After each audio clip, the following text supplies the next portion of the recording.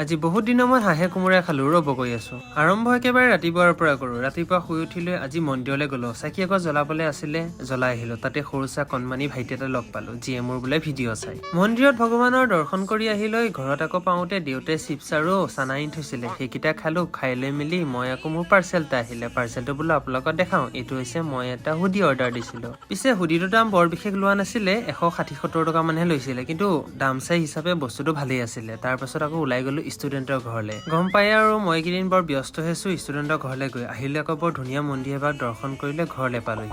Hello' everyone, আমাৰ মানে student এটা সন্দীপ বুলি কয়, সিহঁতৰ ঘৰত নখা আছে। মানে মোৰ দিনতে মাতিছিলে, সময় নহ'ল। দিনটো ঘূৰি এতিয়া সময় পাইছো। এতিয়া বোলো পটককে ওলাই যাওঁ, কথাষাৰ বেয়া হ'ব নহ'লে। যাওঁ মানে ৰাতি হৈ গ'ল। গোটেই দিনটো ঘূৰি ব্যস্ত হৈ আছিলো। এতিয়া সময় পাওঁতে বোলো দেখা এপাক দিওঁ। তেওঁলোকে আকৌ যথেষ্ট যা যোগাৰ কৰিছিলে, হাঁহে মাছে নানা ধৰণৰ কি ক'ম আৰু। তেতিয়াহ'লে আহিছো দিয়ক, আকৌ লগ পাম আৰু অন্য এটা ভিডিঅ'ত।